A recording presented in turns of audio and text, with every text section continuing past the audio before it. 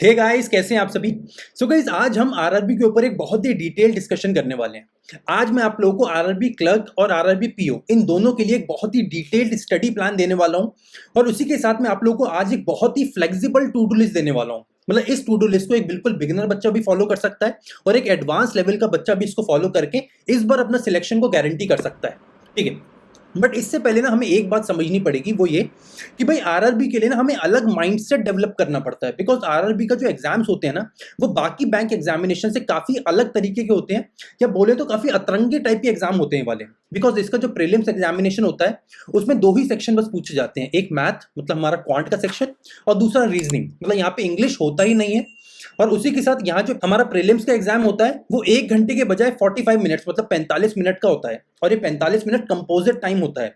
मतलब यहाँ पे सेक्शनल टाइम नहीं होता। यहाँ पे ये ऐसा नहीं बोलते कि भाई ये वाला सेक्शन बस 20 मिनट के लिए खुलेगा, ऐसा कुछ नहीं है भाई। एग्जाम ओपन हो जाएगा, आपके पास 45 मिनट्स होंगे और 2 सेक्शन होंगे। भाई मैथ्स के 40 क्वेश्चन आपके सामने आएंगे, रीजनिंग के 40 क्वेश्चन आपके सामने आएंगे और आपको वो क्वेश्चन को सॉल्व करना है। टाइम आपके ऊपर है भाई, 45 में से आप कितना कितना टाइम दोनों को देना चाहते हैं, राइट। इसके साथ भाई यहाँ पे सेक्शनल टाइमिंग नहीं होता, बट यहाँ पे सेक्शनल कट ऑफ जरूर होता है एग्जामिनेशन में। बिकॉज कई सारे बच्चे ये गलती आरआरबी में हर बार करते हैं कि जो उनके पसंद का सेक्शन होता है उसमें इतना ज्यादा टाइम देते हैं कि फिर उनके दूसरे सेक्शन में अटेम्प्ट्स इतने कम हो जाते हैं कि ओवरऑल उनका कट ऑफ पार हो जाता है, पर सेक्शन वाइज कट ऑफ पार नहीं होता। तो इसको थोड़ा हमें दिमाग में रख के काम करना है। अब अगर हम बात करें कि भाई आरआरबी का लेवल ऑफ एग्जामिनेशन क्या होता है, तो देखो बिल्कुल बहुत बेसिक बहुत इजी लेवल का एग्जाम आता है। अगर हम आरआरबी क्लर्क का बात करें तो वो तो भाई बहुत ही इजी एग्जामिनेशन आता है, और अगर आरआरबी पीओ की बात करें तो वो आप मान के चलो इजी टू मॉडरेट आएगा आपका प्रीलिम्स एग्जामिनेशन। ठीक है, अब ये सेम चीज आप इनके कट ऑफ में भी देख सकते हो भाई। हर बार आरआरबी क्लर्क का जो कट ऑफ होता है वो 70 प्लस या 75 प्लस तक जाता है कुछ स्टेट्स में। वहीं आरआरबी पीओ का कट ऑफ देखोगे तो वो 60-65 के आसपास तक रहता है। मतलब कट ऑफ दोनों ही एग्जामिनेशन में बहुत ज्यादा जाता है। मतलब बच्चे बहुत भर भर के क्वेश्चन अटेम्प्ट करके आते हैं, राइट। तो सबसे पहले आप टू डू लिस्ट देख लेते हैं, हमें डेली बेसिस पे किन किन चीजों को करना है। और ये सेम चीजें अगर आप डेली बेसिस पे करोगे then I am pretty sure कि इस बार आपका आरआरबी में सिलेक्शन पक्का हो जाएगा। सो गाइस, ये है हमारा to do list for RRB examinations 2022। ठीक है, इसमें हम सारी बात करते हैं कि हमें क्या पढ़ना है और कितनी देर पढ़ना है। बट उससे पहले हम ये बात जरूर करते हैं कि भाई हमें क्या गलतियां नहीं करनी है। बिकॉज देखो आरआरबी एग्जामिनेशन में क्या होता है कि प्रीलिम्स में इंग्लिश नहीं पूछा जाता, तो मैक्सिमम आप मान के चलो 90% बच्चे पता है क्या गलती करते हैं, तो वो इंग्लिश को बिल्कुल ही छोड़ देते हैं। भाई उनके मन में होता है कि भाई यहाँ पे प्रीलिम्स में इंग्लिश तो आना नहीं है, फिर इंग्लिश में टाइम क्यों दे। भाई रीजनिंग और क्वांट में ज्यादा टाइम देते हैं, यहाँ पे अपनी एक्यूरेसी बढ़ाते हैं, यहाँ पे अपनी स्पीड बढ़ाते हैं, और इंग्लिश को बिल्कुल अलग तरीके से इग्नोर कर देते हैं। अब इससे सबसे बड़ा प्रॉब्लम क्या होता है भाई, प्रॉब्लम सबसे बड़ा ये है कि अगर किसी भी एक चीज को आप 1 या 2 महीने के लिए इस इतने बड़े कॉम्पिटेटिव एग्जामिनेशन में अगर छोड़ दोगे, तो 1 या 1.5 महीने बाद जब आप इसको प्री अगर आपका निकल भी जाता है और मेंस के लिए फिर अगर जीरो से पढ़ना चालू करोगे, तो सबसे पहली बात तो आप पढ़ नहीं पाओगे। और चलो वर्स्ट केस मान के चलें कि भाई अगर आपका इस बार आरआरबी का प्रीलिम्स ही नहीं निकला, तो भाई वो 2 महीने के बाद अगर वापस से इंग्लिश जीरो से पढ़ना चालू करोगे, तो आरआरबी तो निकला नहीं है, उसके बाद बाकी जो बचे एग्जामिनेशन है उन सब में भी फेल हो जाओगे। तो इंग्लिश हमें यहाँ पे इग्नोर नहीं करना है, इंग्लिश को हमें यहाँ पे पहले दिन से लेते हुए चलना है, राइट। अब हमें क्या करना है बाकी बात कर लेते हैं। सबसे पहले हमें क्वांट को डेली बेसिस पे 2 से ढाई घंटे देने हैं। अब इन 2 से ढाई घंटों को आपको 3 पार्ट्स में डिवाइड करना है, जैसे आपको अभी स्क्रीन पे दिख रहा होगा, स्पीड मैथ्स, डीआई और अरिथमेटिक। अब इस एग्जाम में हम अगेन ये नहीं सोच सकते कि भाई हम अरिथमेटिक को छोड़ देते हैं, बिकॉज बाकी जो आईबीपीएस है एसबीआई पीओ होता है, तो हम सोचते हैं कि चलो अरिथमेटिक छोड़ देते हैं और स्पीड मैथ्स और डीआई से सारे नंबर ले आएंगे। भाई यहाँ ऐसा नहीं होने वाला है, बिकॉज यहाँ पे जो ओवरऑल कट ऑफ जाता है वो बहुत हाई जाता है, और अगर आप अरिथमेटिक के वो 10-12 क्वेश्चन छोड़ दोगे तो फिर आपका ओवरऑल कट ऑफ निकालना आपके लिए बहुत मुश्किल हो जाएगा। तो भाई अरिथमेटिक में यहाँ पे पर्टिकुलरली हमें ध्यान देना बहुत ज्यादा जरूरी है। ठीक है, तो हमें 2 से ढाई घंटा डेली क्वांट को देना है। इसमें मैं आपको बोलूंगा कि अगर आप बिल्कुल बिगिनर हो तो सबसे पहले आप स्पीड मैथ्स से चालू करो और डेली बेसिस पे 1 घंटा स्पीड मैथ्स को दो। स्पीड मैथ्स में क्या क्या आता है आपका, सिंप्लीफिकेशन, अप्रोक्सीमेशन, क्वाड्रेटिक इक्वेशन और नंबर सीरीज। ये 4 टॉपिक्स हैं। इन चारों टॉपिक्स के जल्दी से अगले 1 या 2 हफ्ते में मतलब 15 दिन के अंदर अंदर सारे कॉन्सेप्ट देख लो और जल्दी से इनके डेली बेसिस पे 20-20 क्वेश्चन करने चालू करो। देखो कॉन्सेप्ट देखने में आपको ज्यादा टाइम नहीं लगेगा, बिकॉज इन टॉपिक्स का कॉन्सेप्ट बहुत ही कम है, मतलब कॉन्सेप्ट नाम पे कुछ ज्यादा है नहीं, बेसिक कैलकुलेशन है, प्लस माइनस एडिशन मल्टीप्लिकेशन वो आपको आता ही होगा, तो आप जल्दी से इनके बेसिक्स क्लियर कर लोगे, तो उसके बाद प्रैक्टिस में लग जाओ, डेली 20-20 क्वेश्चन के सेट्स लगाने चालू करो इन चारों चीजों के। इसके बाद डीआई, भाई डीआई में आपको कोशिश करनी है कि आप बिल्कुल इजी लेवल से चालू करो, बिकॉज इसके प्री में ज्यादा मुश्किल लेवल आएगा नहीं, तो इजी और इजी टू मॉडरेट लेवल के आप 3 से 4 सेट्स डेली लगाने हैं आपको डेटा इंटरप्रिटेशन के, अगर आप बिगिनर हो तो।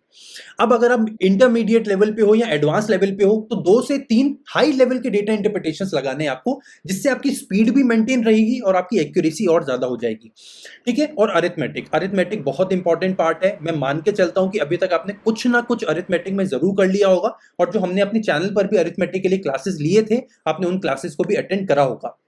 देखो अरिथमेटिक में आपको कुछ नहीं करना है, हर टॉपिक, टोटल 12 चैप्टर्स हैं, 12 के 12 चैप्टर्स पे आपका हाथ मजबूत होना चाहिए, और अगर मजबूत नहीं भी है तो एटलीस्ट वीक सेक्शंस आपके बहुत कम होने चाहिए। अरिथमेटिक में आपको बहुत ज्यादा ध्यान यहाँ पे देना पड़ेगा, राइट।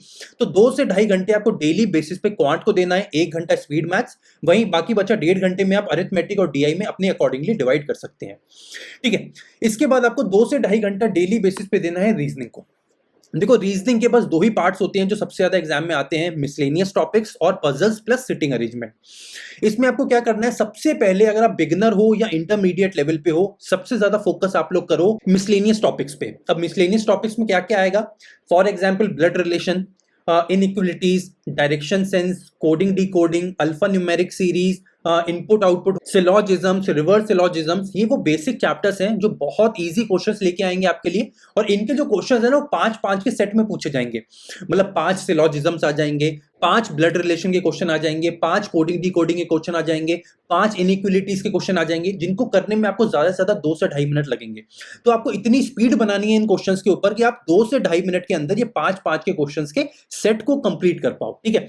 तो आपको क्या करना है, मिसलेनियस टॉपिक्स के हर टॉपिक के, मतलब जितने भी हमने blood relation, inequality, syllogism, coding decoding, मतलब 5-6-7 जितने भी टॉपिक्स हैं, हर टॉपिक के एटलीस्ट 10 से 15 क्वेश्चन आपको डेली बेसिस पे लगाने हैं, हर टॉपिक के 10 से 15 क्वेश्चन, और इसको करने में आपको ज्यादा से ज्यादा 1 से 1.5 घंटा लगना चाहिए।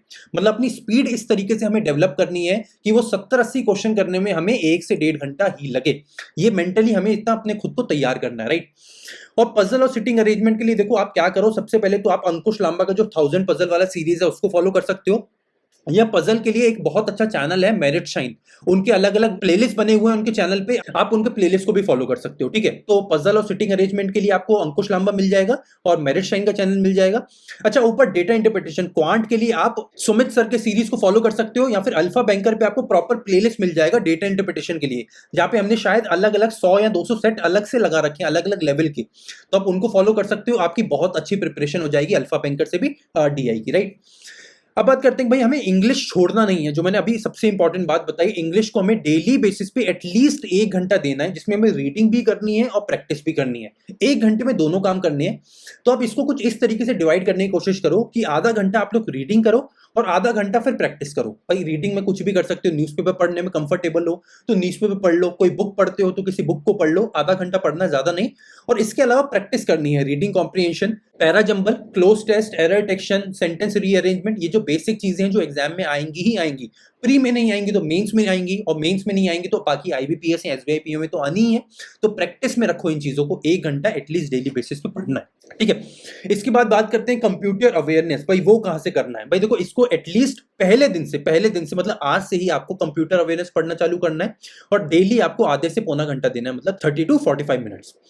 मैं ऐसा क्यों बोल रहा हूं कि आपको आज से पढ़ना है, बिकॉज ये तो डायरेक्ट मेंस में आने वाला है। बिकॉज क्या होता है, जब आप प्री एग्जाम दे दोगे ना, इसके बाद आपको बहुत सारी चीजें करनी पड़ेंगी भाई। इसके बाद आपको इंग्लिश पढ़नी पड़ेगी, मतलब बहुत अच्छा लेवल पे लेके जानी पड़ेगी, मेंस के मॉक टेस्ट लगाने पड़ेंगे, फिर कंप्यूटर जीरो से पढ़ोगे, फिर जीके जीरो से पढ़ोगे, इतना ज्यादा काम हो जाएगा कि फिर सब कुछ छोड़ना पड़ेगा आपको, ठीक है। तो इसलिए मैं बोल रहा हूं कंप्यूटर अवेयरनेस आप पहले दिन से पढ़ना चालू करो, और ज्यादा टाइम मत दो, आधा पौना घंटा दो, आपका काम हो जाएगा। अब देखो, कंप्यूटर के लिए मैं आपको बहुत बेसिक और बहुत फ्री सोर्सेज बता रहा हूं भाई। कंप्यूटर के लिए कोई भी पेड कोर्स बाय मत करना, मतलब ऐसा मत करना भाई ये वाले सर पढ़ाते हैं, ये कंप्यूटर कोर्स करते हैं, ऐसा कुछ नहीं है। बहुत बेसिक कंप्यूटर आता है, और आप 15 दिन में पूरा कंप्यूटर तैयार कर सकते हो, आधा पौना घंटा डेली देके, ठीक है। मैं सोर्सेज बता रहा हूं, देखो सबसे पहले तो एक लूसेंट की बुक आती है, LUCENT, बहुत बड़ी कंपनी है, लूसेंट की बुक आती है, वो ले लो। अगर लगता है कि बिल्कुल फ्री में करना है तो बहुत अच्छे सोर्सेज हैं फ्री वाले भी, वो भी बता देता हूं भाई। सबसे पहला सोर्स है आपका टेक्स्ट बुक का यूट्यूब चैनल, एग्जाम पंडित बहुत अच्छी वेबसाइट है, उनके ऊपर आपको सारे पीडीएफ मिल जाएंगे। तो कंप्यूटर अवेयरनेस का फ्री पीडीएफ वहां से डाउनलोड कर लेना। ऑलिव बोर्ड और ग्रेडअप, ये 2-3 यूट्यूब चैनल्स हैं, और एग्जाम पंडित, यहाँ से आपको फ्री मटेरियल मिल जाएगा कंप्यूटर अवेयरनेस के लिए।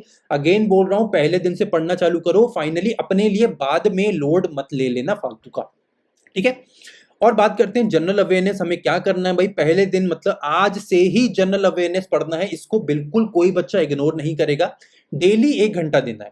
देखो कितना टाइम लग रहा है, हम देखो एग्जाम की तैयारी कर रहे हैं तो एटलीस्ट 6-7-8 घंटे तो डेली देंगे, ठीक है। आप देखो भाई, ऊपर से हम देखें तो 2-2.5 घंटे हमने क्वांट में दिए, 2-2.5 घंटे हमने रीजनिंग में दिए, 2-2.5 चलो 4.5-5 घंटे हो गए। 1 घंटा हमने इंग्लिश को दिया 4.5, और 1 घंटा 5.5, आधा घंटा हमने कंप्यूटर को दिया 6 घंटे, और 1 घंटा हमने जीके को दिया 7 घंटे। तो भाई एटलीस्ट 7 घंटे तो पढ़ोगे ही ना। तो मैं 7 घंटे का आपको बाइफिकेशन बता रहा हूं, आपको किस तरीके से वो 7 घंटों को डिवाइड करना है। तो भाई जीके को एटलीस्ट 1 घंटा देना है, और मैं अगेन बोलूंगा सोर्स क्या होना चाहिए जीके का। 3 सोर्सेज बता रहा हूं, मैंने अलग अलग वीडियोस में भी बताया है, आज अगेन बता देता हूं। सबसे पहला सोर्स है अफेयर्स क्लाउड का मंथली पीडीएफ, वो डिटेल वाला पीडीएफ पढ़ लेना। नहीं तो द हिंदू का रिव्यू पढ़ सकते हो, अड्डा 247 इनको रिलीज करता है, और इसके अलावा ऑलिव बोर्ड का बोल्ट पढ़ सकते हो। ये 3 सोर्सेज हैं, इसमें से भी एटलीस्ट कोई 2 सोर्स आपको पढ़ने ही पढ़ने पड़ेंगे। पीडीएफ की बात कर रहा हूं, ठीक है। और अगर YouTube की बात करें, क्लासेस की बात करें, तो आप अभिजीत सर को देख सकते हो, कपिल काटपाल को देख सकते हो, अनिल अग्रवाल को देख सकते हो, गौतम सर को देख सकते हो, जो आपको पसंद हो आप उनको फॉलो कर सकते हो। बट किसी एक ही टीचर को फॉलो करना है, और इनके रिकॉर्डेड क्लासेस देखने हैं, लाइव क्लासेस नहीं देखने, रिकॉर्डेड क्लासेस इंटू 2 या इंटू 1.5 करके देखना। बट जल्दी जल्दी क्लासेस खत्म करने की भी कोशिश करनी है, राइट। हाँ, और फाइनली सबसे इंपॉर्टेंट चीज मॉक टेस्ट। भाई मॉक टेस्ट तो हमें लगाने हैं, दैट्स इट। भाई मॉक टेस्ट के बिना मान के चलो ये एग्जाम नहीं निकल सकता, बिकॉज 45 मिनट्स के अंदर आपको अपनी मैक्सिमम स्पीड और मैक्सिमम एक्यूरेसी पे काम करना है।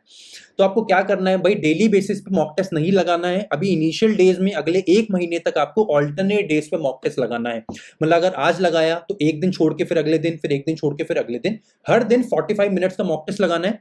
और 45 मिनट्स के मॉक टेस्ट के बाद प्लस 1 घंटा एटलीस्ट आपको इसका एनालिसिस करना है।